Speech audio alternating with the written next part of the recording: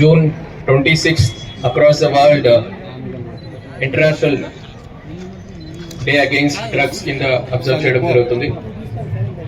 So చాలా మంది drugs ill effects ఏంటి, ఎలాగా డ్రగ్స్ కి మనము అలవాటు పడతాము, ఐదర్ కాలేజెస్లో స్కూల్స్లో ఇనిషియల్ గా ఏదో ట్రై చేద్దామనో హై వస్తుందనో స్టార్ట్ అయింది, then it will become addiction and దాని ఇల్ ఎఫెక్ట్స్ కూడా చెప్పడం జరిగింది. సో డ్రగ్స్ గురించి, డ్రగ్స్ నిర్మూలనకి ఓన్లీ ఎన్ఫోర్స్మెంట్ ఒకటి మాత్రమే కాకుండా other departments, whether it's media or medical and health ఉండొచ్చు, లేదంటే అదర్ లా ఎన్ఫోర్స్మెంట్ ఏజెన్సీస్ ఉండొచ్చు, ఇది మాత్రమే కాకుండా సొసైటీ, టీచర్స్, పేరెంట్స్, మీ రోల్ కూడా చాలా ఇంపార్టెంట్. సో పిల్లలు ఏం చేస్తున్నారు, ఎవరితో ఉంటున్నారు, వాళ్ళ హ్యాబిట్స్ ఏంటి, ఏ టైప్ ఆఫ్ రీల్స్ చూస్తున్నారు, ఏ టైప్ ఆఫ్ రీల్స్ చేస్తున్నారు, సో ఇవన్నీ కూడా మీరు అబ్జర్వ్ చేయాల్సిన అవసరం ఉంది. సో డ్రగ్స్కి వచ్చేసరికి prevention is the best way. So ఒకసారి అలవాటైన తర్వాత we have seen worst of the situations. నేను ముందు పాడేరులో పనిచేశాను. So there was a case, ఆ అబ్బాయి డ్రగ్కి అడిక్ట్ అయ్యి జైల్లో ఉండలేక, ఇంటికి రాలేక జైల్లో సూసైడ్ చేసుకుంటాడు. వాళ్ళ ఫ్యామిలీ బాడీని కూడా కలెక్ట్ చేసుకోవడానికి రారు. సో పోలీస్ వారు ఆ బాడీని కడప సెంట్రల్ జైల్లో అబ్బాయి ఉంటే కడప నుంచి చనిపోతే పాడేరు దాకా మేము తీసుకెళ్ళి అక్కడ క్రిమేషన్ చేయాల్సిన పరిస్థితి వచ్చింది. So that will be the situation.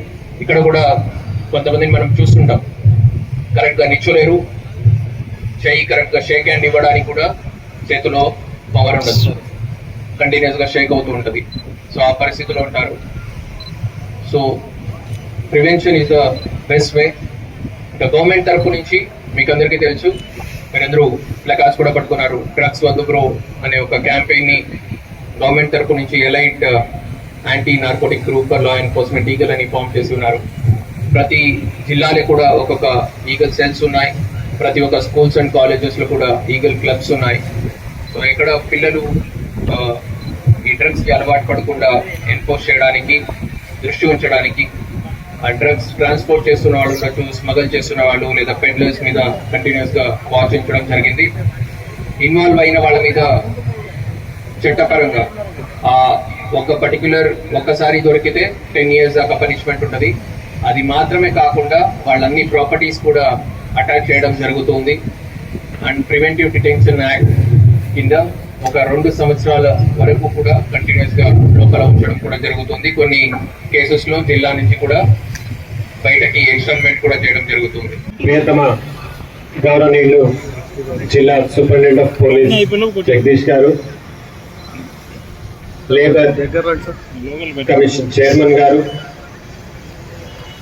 వివిధ జిల్లా అధికారులు, పాత్రికేయులు, పోలీస్ సిబ్బంది, ఎక్సైజ్ సిబ్బంది, వివిధ డిపార్ట్మెంట్లో, వివిధ ఎడ్యుకేషన్ ఇన్స్టిట్యూషన్లో పిల్లలు మాత్రమే కాకుండా ఫ్యాకల్టీ మెంబర్స్ అందరికీ కూడా శుభ సాయంత్రం. ఒక సంవత్సరంలో డ్రగ్స్ని, దాని నుంచి అయ్యే ఇల్ ఎఫెక్ట్స్ని అరికట్టడానికి ప్రభుత్వం ఎంతో చిత్తశుద్ధితో వివిధ చర్యలు తీసుకోవడం జరిగింది. దాని గురించి విస్తృతంగా అధికారులందరూ కూడా తెలియచేయడం జరిగింది. అలాగే ఎన్ఫోర్స్మెంట్కి ఉన్నటువంటి వివిధ అంశాలు కూడా అందరూ తెలియచేయడం జరిగింది. లీగల్ సర్వీసెస్ అథారిటీ నుంచి రిప్రజెంటేటివ్స్ ఉన్నారు, పోలీస్, ఎక్సైజ్ డిపార్ట్మెంట్ గురించి, అలాగే మెడికల్ అండ్ హెల్త్ గురించి కూడా అన్ని కూడా మీ అందరికీ తెలియజేయడం జరిగింది. అనంతపురం జిల్లాలో చక్కగా చట్టపరంగా చేయాల్సిన ప్రతి చర్యల్ని తీసుకుంటున్నాము. ఈ విషయంలో చాలా గట్టిగా ఉంటాము, ఎవరిని కూడా వదిలిపెట్టే ఆవిష్కారం లేదు అని చాలా గట్టిగా సభాసముఖంగా తెలియజేస్తున్నాం. చాలా పెద్ద సమస్యగా మారబోయే పొటెన్షియల్ ఉంది.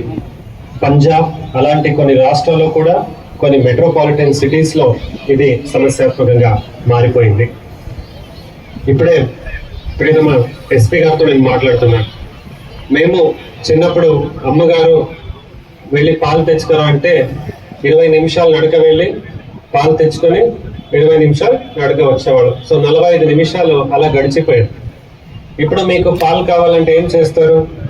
హోమ్ డెలివరీ యాప్లో బటన్ నొక్కేస్తే మీకు పాలు వస్తుంది.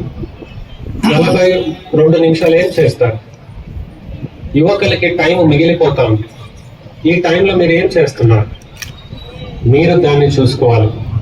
పిల్లల్ని మానిటర్ చేయడానికి ఉన్నటువంటి పెద్దలు, తల్లిదండ్రులు డబ్బు సంపాదనలో లేదా నేమ్ అండ్ ఫేమ్ సంపాదించుకునే కార్యక్రమంలో నిమగ్నమైపోయి పిల్లల్ని ఎవరికో మీద అప్పచెప్పి ఉంటారు, లేదా చక్కగా చేయలేకపోతారు.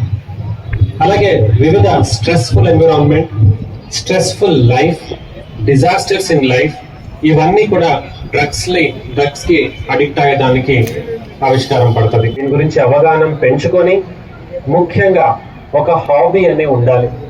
నా ఫ్రీ టైంలో నేను ఏం చేస్తాను?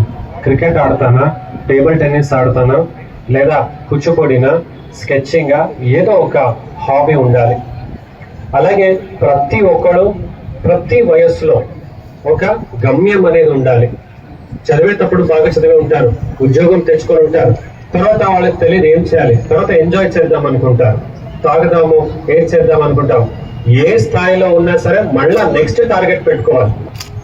నేను ఎస్పీ గారు ఎప్పుడు నెక్స్ట్ ఆలోచిస్తుంటాం, నెక్స్ట్ ఏం చేద్దాం. We are not relaxing. Purchase power అనేది ఒక ఫెసిలిటేషన్ గా ఉండాలి, కానీ అది మీకు ఇబ్బందికరంగా మారకూడదు. డబ్బు సంపాదన మొదలైన తర్వాత లేదా ఇంట్లో డబ్బు అందుబాటులో ఉంటుందన్నప్పుడు దాన్ని ఎట్లా మనం వాడొచ్చు అలా మనం ఆలోచించాలి. నెక్స్ట్ టార్గెట్ పెట్టుకోవాలి, దాన్ని క్రమశిక్షణతో శ్రమం పెడుతూ ముందుకెళ్ళాలి. ఇవన్నీ చెప్పడంతో కొంతమందికి దురదృష్టవశాత్ వాళ్ళు కూడా డ్రగ్స్ కానీ ఇలాంటి వేరే అలవాట్లకి పడితే మిమ్మల్ని మేము సహాయం చేస్తాం. వాళ్ళకి బహుశా సైంటిఫిక్ గా కూడా ఉంది, కొన్ని అడిక్షన్స్ ఆర్ జెనెటికలీ డిటర్మైన్డ్. అంటే ఎవరో ఒకరు పొగ తాగితే అతను అడిక్ట్ కాకపోవచ్చు, సిగరెట్ అలా వాడేసేయచ్చు, వదిలేసేయచ్చు. కొంతమందికి స్టార్ట్ చేసిన తర్వాత ఆ అడిక్షన్ అవుతుంది. నిమ్హాన్స్ ఇది జెనెటికలీ డిటర్మైన్ కూడా అంటూ ఉన్నారు. సో అలాగైతే అలాంటి వాళ్ళు కూడా మీరు తప్పు కారు. ఏదో ఒక సమయంలో ఏదో ఒకటి జరిగిపోయింది. మన వైద్య ఆరోగ్య శాఖ నుంచి కూడా మీకు ట్రీట్మెంట్ తో పాటు అలాగే కౌన్సిలింగ్ కూడా చేస్తాం. అలాంటి ఇబ్బంది ఉంటే ధైర్యంగా బయట వచ్చి మాకు తెలియచేయమని కోరుతూ మరొకసారి international day against drug abuse and illicit traffic కి అందరూ కూడా పాల్గొనడం చాలా సంతోషకరంగా ఉంది అని తెలియజేస్తూ మీ అందరి నుంచి సెలవు తీసుకుంటాను. ధన్యవాదాలు. జై హింద్. నా కుటుంబం, నా భవిష్యత్తు మరియు నా సమాజం పట్ల ఎప్పటికీ మద్యం, గాంజా, మత్తు పదార్థాల వాడకం నుంచి దూరంగా ఉంచుతానని, అలాగే భారతదేశాన్ని మాదక ద్రవ్య రహిత సమాజంగా చేయడానికి నా ప్రయత్నం నేను చేస్తానని ప్రతిజ్ఞ చేస్తున్నాను. జై హింద్.